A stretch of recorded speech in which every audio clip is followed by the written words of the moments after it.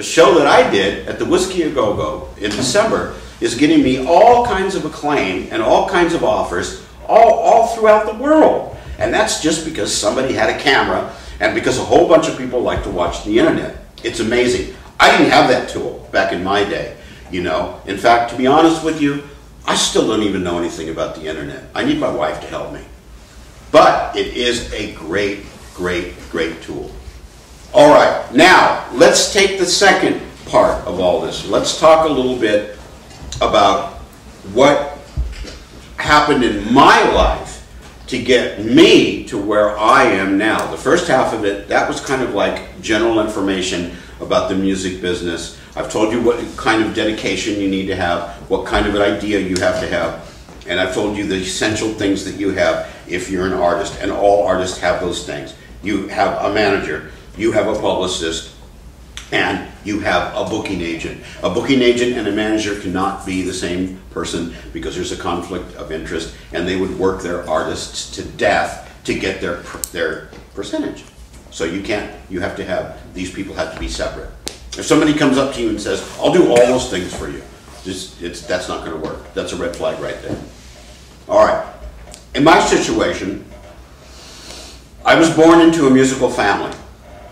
And I started playing drums at a very young age. I worked in bands. I started drums when I was 12 years old. The Beatles had just come out, and that inspired me. I was lazy. I just wanted to play one drum. I wanted the bass drum. I figured, why play the whole drum set? I'll just play one drum. I just have to worry about one thing. Didn't work that way. I had to play the whole drum set. Okay, so I got into it that way, did that for a while, and that was kind of fun. And then, and this happens with a lot of people. There's a lot of people that front bands that used to be drummers. It's incredible.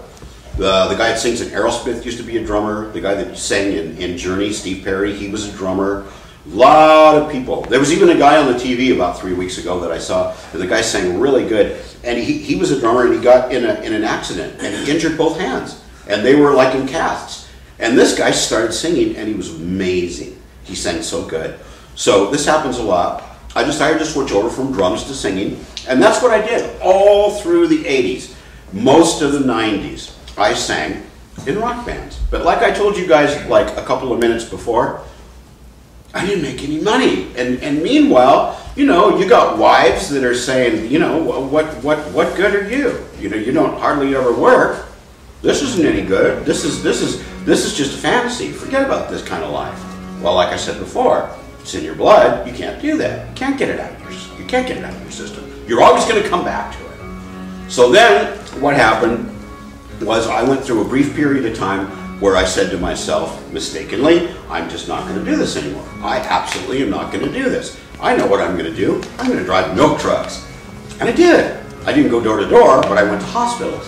And here I am at 3, 4 in the morning, you know, and I'm taking all this milk in. The hospitals and places like that take a lot of milk, so you have to make a lot of trips. And sure enough, at that time in my life, I would have said, hey, I'm getting this really nice check. Hours are terrible, but it's really good money for once in my life. It's incredible to get paid decently. I'm going to keep doing this. No, that didn't work. I got sucked back in.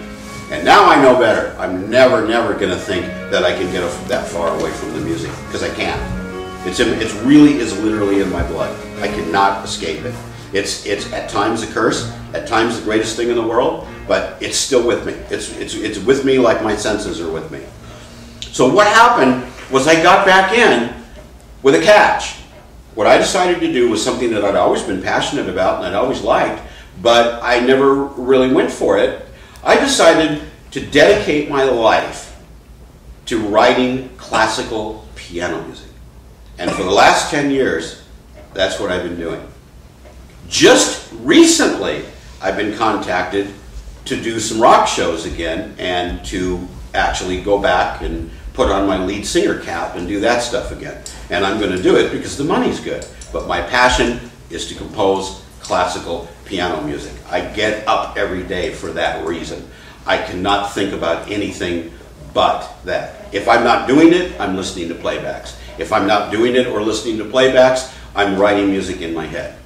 That, to me, is it. Even if I don't make any money, it's great. And actually what's really funny is I have made some money doing it, and I do really, really enjoy it.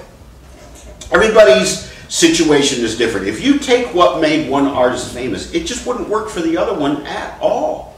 No way. It's a complete different thing. What made Elvis Presley famous is so different than what made John Lennon famous. It's just, there's no formula. And because there's no formula for it, it is something that nobody really completely knows how to do. Nobody knows why somebody becomes famous and somebody doesn't. Nobody knows why somebody's real successful in the music business. There are people that write great tunes, that write incredible music. Those people are obviously successful because they have a voice. They can say something that other people just really can't get enough of. Somebody who really writes great tunes is so invaluable in the music business. And we need that so bad nowadays too. If you can write really, really catchy, good material, that's such a plus. I can't tell you what a plus it is.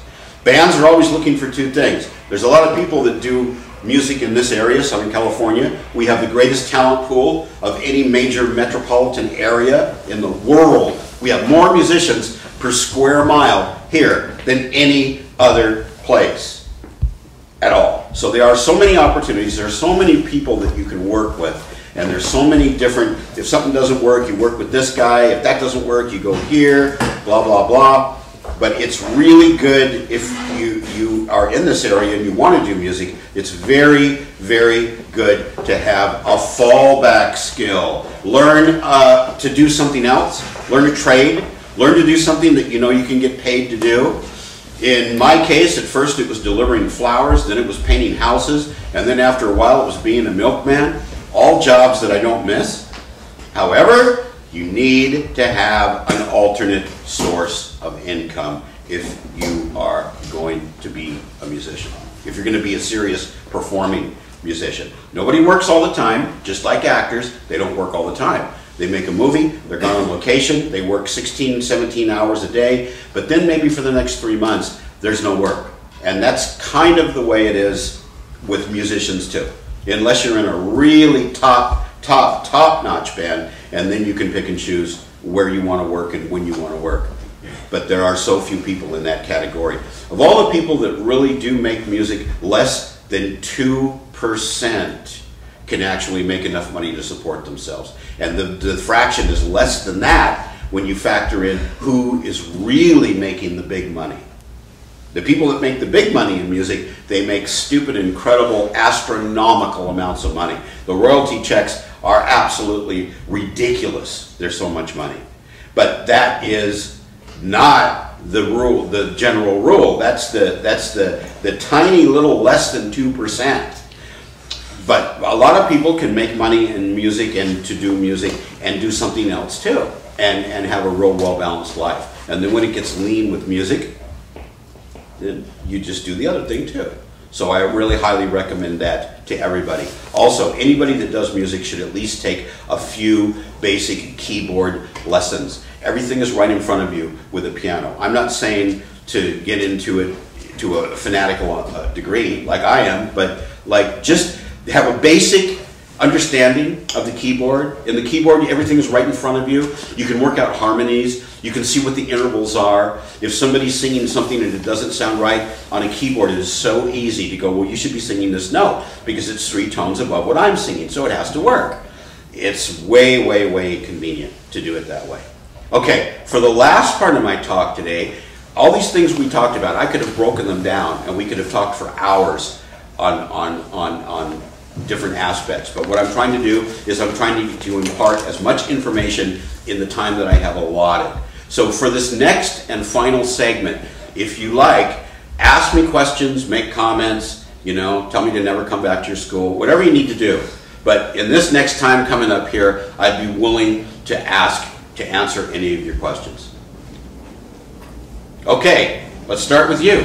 So, like, if there's like an instrument that you said that was like the most important musical position, what would it be?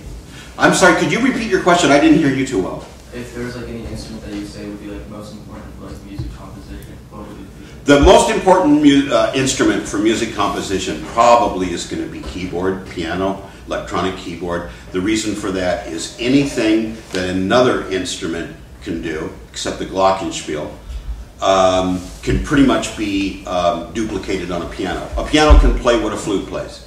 A piano can do what a trumpet does. But those instruments would not necessarily be the greatest instruments for composition. The piano has everything right in front of you. You've got all you need to write for harmony, all you need to write for accompaniment. You figure out the rhythm, the beat, the tempo, and then everything else is right there. What the bass does is right there. What the rhythm guitar is doing right there. The melody line for the singing is right there. So I would say that the best all-around instrument for composition is piano. Now, a lot of people write compositions on guitar, and it sounds great. It's really good. I mean, you can't think of that actually being written on a piano, but you'd be surprised. You'd be surprised.